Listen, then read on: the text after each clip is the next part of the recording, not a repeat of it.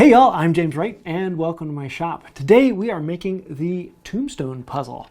This is a fun one. I've seen a couple renditions of this and there was a really cool video with the number file. He did an interesting one on it. And I wanted to make something of my own. So today we're going to be putting this together, and if you stay towards the end, I'll show you how to actually solve the thing. Let's dive in.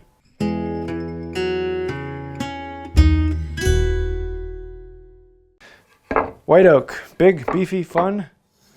Mango. African blackwood.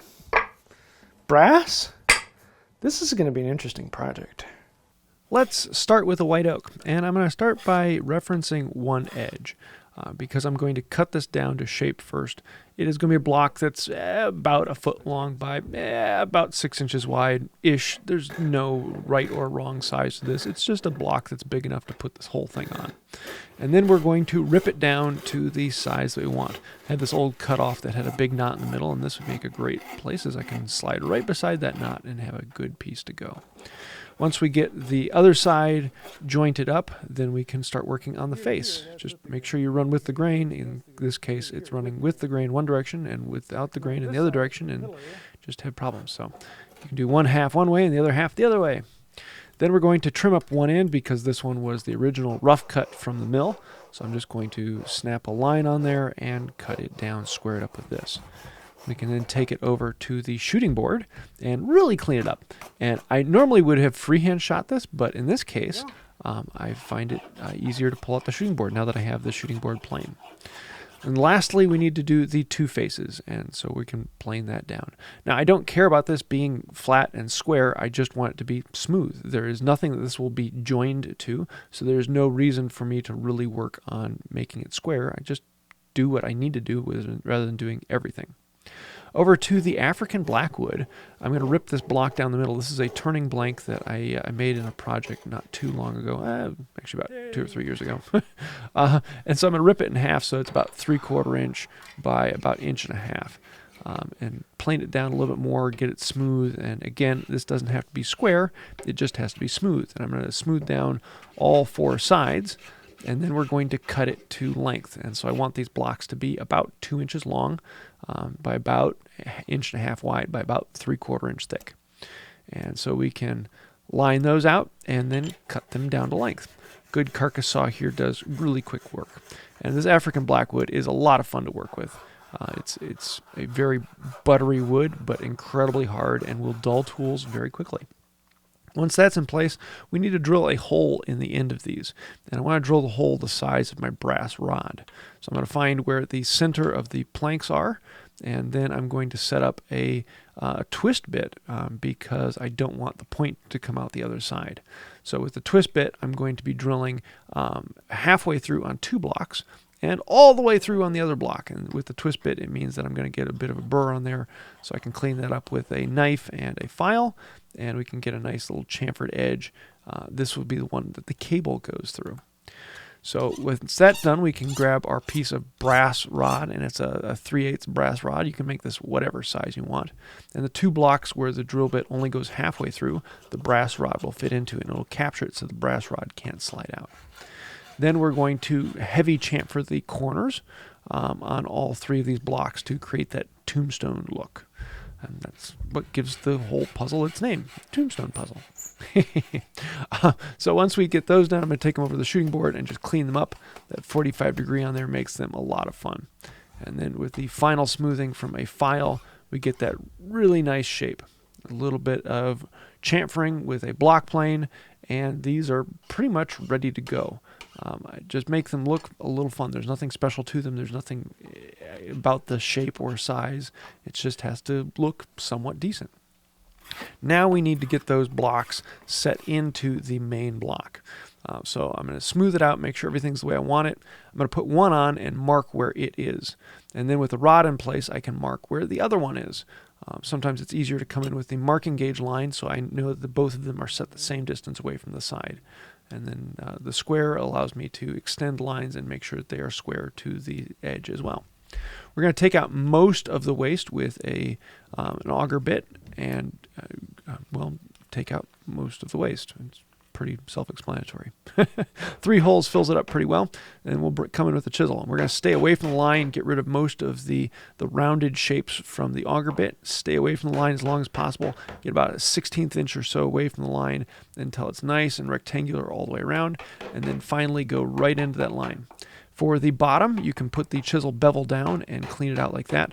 If you had a little router plane, you might be able to get it down in there, but that would have to be a very little router plane to be able to get the whole thing. So it's usually easier to just put the chisel bevel down and drive that in. The 2 main blocks of the brass rod go along one side, and they have to go in deep enough so that the brass rod is closer to the board than your future block is thick. For the third one, normally there would be several more of these in place so you'd make it look like a whole field of tombstones, but I just decided to put these 3 in. Maybe I'll put more in the future. But for the third one, I decided to put it at 90 degrees in another corner. This will be where the cable attaches to.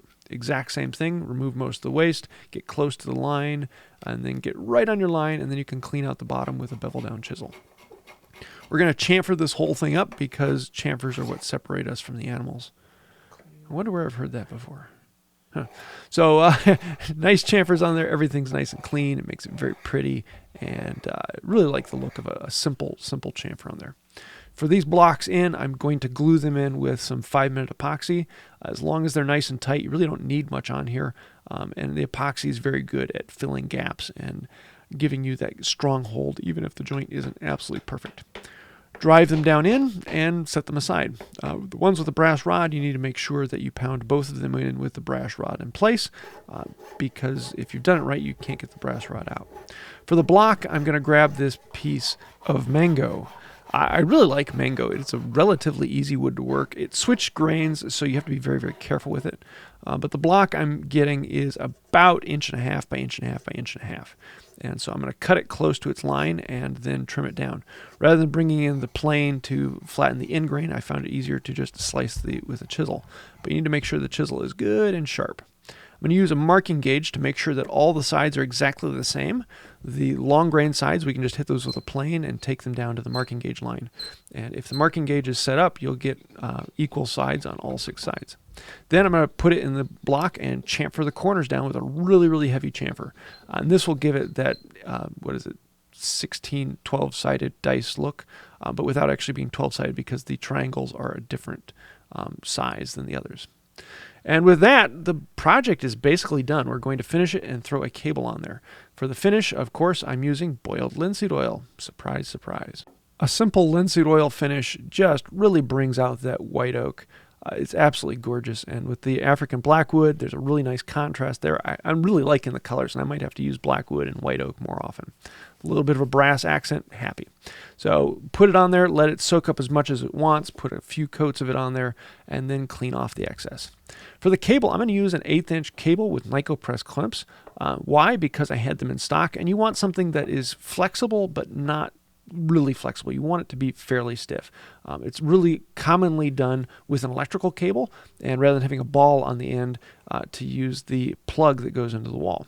But in this case, it goes on there. Crimp it onto the ball, crimp it onto the hole in the block, and let's give it a test run and see how Luke can.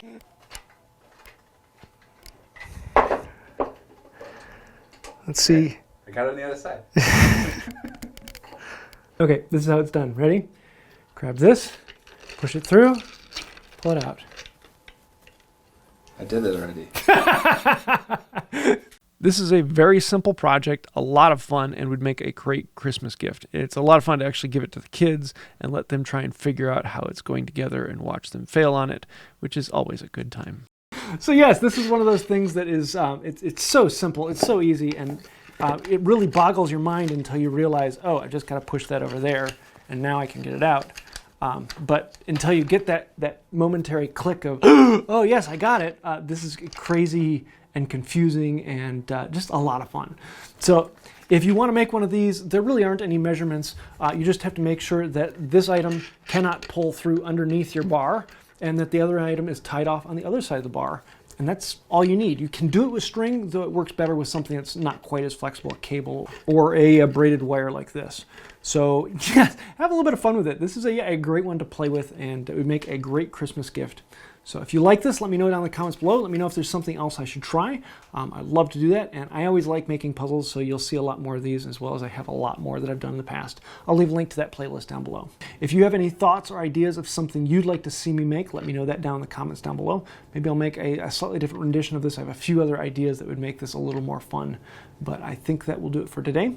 If you have any other thoughts, ideas, comments, snide remarks, let me know those down below. Also, I want to say a huge thank you to all of the patrons on Patreon, members here on the channel, everyone who's scrolling over the side. They are patrons who are keeping the lights on and keeping us going. Because without patrons, this channel wouldn't exist. So I think that'll about do it for now. And until next time, have a wonderful day. So what do you want on your tombstone puzzle? Boy, yeah, you could see this one coming. I'm puzzled.